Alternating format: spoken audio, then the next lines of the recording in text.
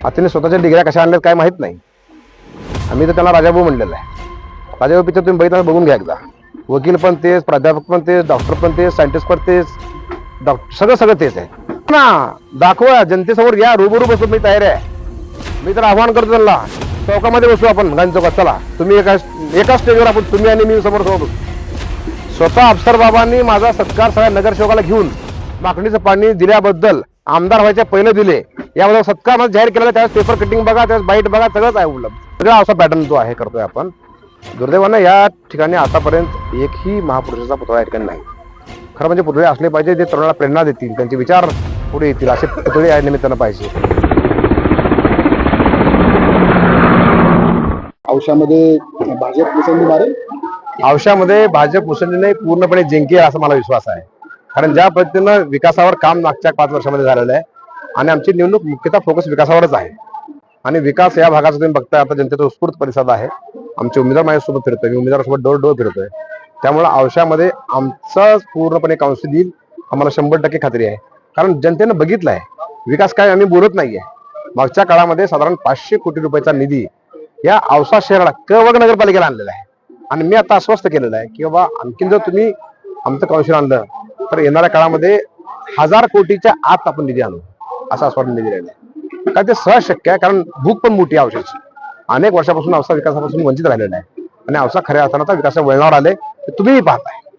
तर महायुती तुमची राज्यामध्ये आहे, केंद्रामध्ये आहे, युती कुठं म्हणजे काय कुठल्या कारणाने? खरं सांगायचं म्हणजे युतीसाठी आम्ही प्रस्ताव पण दिला होता, पण त्या प्रस्तावाला त्यांनी केराची टोपली दाखवली. म्हणून आम्ही आता भारतीय जनता पार्टी आणि शिवसेनेचे 3 उमेदवार आहेत, आम्ही लढतोय.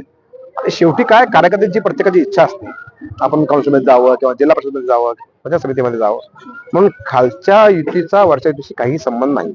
सरकार जरी महायुतीचं असलं तरी इथं कार्यकर्ते जे निवडून लढतायत ते आपल्या आपल्या पक्षाचं चिन्ह घेऊन लढतायत. मला नालीतल्या जनावरांची उपमा दिली असं तुमचं म्हणणं आहे. नाही, मी त्यांच्याकडून काय अपेक्षा करायची, अपेक्षा कोणाकडून करायची? उच्च विद्याभूषित जर उमेदवार असतील, आता त्यांनी स्वतःच्या डिग्र्या कशा आणल्यात काय माहित नाही. आम्ही तर त्यांना राजाभाऊ म्हणलेलं आहे. राजाभाऊ पिक्चर तुम्ही बघितला बघून घ्या एकदा. वकील पण तेच, प्राध्यापक पण तेच, डॉक्टर पण तेच, सायंटिस्ट पण तेच, सगळं तेच आहे. त्याच्यामुळे मी त्यांच्या बोलणार नाही, कारण त्याच्या बोलायचे ते काय माझ्या बरोबरीचे पण नाही त्याच्यामुळे बोलायला. पण त्यांनी ज्या पद्धतीनं वक्तव्य करतायत ते वक्तव्य एक संस्कृतीला धरून नाही. बरं, तुम्ही मागच्या 6 वर्षापासून या ठिकाणी आमदार आहात, मोठा निधी तुम्ही आणलेला आहे. त्यांचं असं म्हणणं आहे की यातला बराचसा निधी हा माझ्या काळामध्ये झालेला, औषधामध्ये विकास. दाखवा ना, दाखवा, जनतेसमोर या, रूबरू बसून मी तयार आहे. मी तर आव्हान करतो त्यांना, चौकामध्ये बसू आपण, गांधी चौकात. चला तुम्ही एका स्टेजवर आपण, तुम्ही आणि मी समोर बसू. माझी गरज पण नाही, मी आमच्या सुनीलापाला किंवा किरणापाला बसवेल, माझी गरज पण नाही.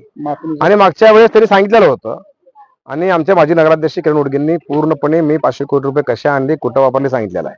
त्यामुळे त्यांना बोलायचा काय अधिकारच नाही.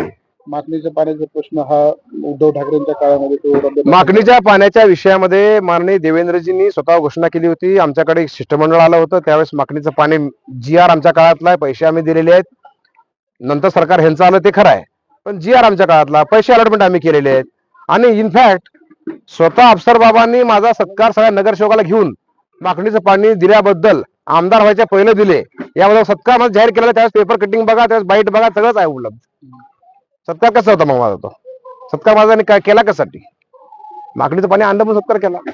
कुठले मुद्दे घेऊन तुम्ही विकासाचे मुद्दे माझे, बाकी काय नाही. विकास तुम्ही आता जे सांगितलं, हा महापुरुषांचा एकाच ठिकाणी वेगळा असा पॅटर्न जो आहे करतोय आपण. दुर्दैवानं या ठिकाणी आतापर्यंत एकही महापुरुषाचा पुतळा या ठिकाणी नाही. खरं म्हणजे पुतळे असले पाहिजे जे तरुणाला प्रेरणा देतील, त्यांचे विचार पुढे येतील, असे पुतळे या निमित्तानं पाहिजे. पण या शहरामध्ये ना छत्रपतींचा पुतळा आहे, ना महात्मा बसवेश्वरांचा पुतळा आहे, ना डॉक्टर बाबासाहेब आंबेडकरांचा पुतळा आहे. पण या निमित्तानं मी जाहीरपणे सांगू इच्छितो की आम्ही स्टॅच्यू पार्कला जागा मागितली आहे जिल्हा परिषदची. ती जागा लवकर हँडओव्हर होईल. त्या ठिकाणी आम्ही भव्य दिव्य असे 6 पुतळे या निमित्तानं करतोय. तर महात्मा बसवेश्वरांचा पुतळा असेल, छत्रपती शिवरायांचा असेल, डॉक्टर बाबासाहेब आंबेडकरांचा असेल, अण्णाभाऊ साठेंचा असेल, महाराणा प्रतापांचा असेल आणि माता अहिल्याचा असेल. भुईकोट किल्ल्याचा खूप मोठा वारसा आहे, ऐतिहासिक शहर आहे औसामध्ये. मागच्या वेळेस शेलार साहेब येऊन गेले, आणखीन वेगळं काही तिथं त्या ठिकाणी आम्ही पर्यटन स्थळ करू इच्छितोय. पण त्या ठिकाणी जे काही अतिक्रमण झालेले आहेत त्यांना जोपर्यंत आपण घर देणार नाही बाहेर, तोपर्यंत त्याला आपण काढणार नाही. मी प्रधानमंत्री आवास योजनेतून एक प्लॅन करतो आहे त्या सगळ्या 42 लोकांना कुटुंबांना बाहेर घरं द्यायची आणि ते ज्या आतमध्ये येते ते त्यांचा दोष नाही. 50 वर्षापासून ते तिथे राहतात, त्यामुळे त्यांना असं बेघर करणं बरोबर नाही. आवास योजनेतून घरं देऊनच मग त्यांना बाहेर काढणार आहे. आणि मग एक चांगलं पर्यटन स्थळ या निमित्तानं एक ऐतिहासिक वास्तू बघायला लोक बाहेरून येतील, असा आपण निर्माण करतोय.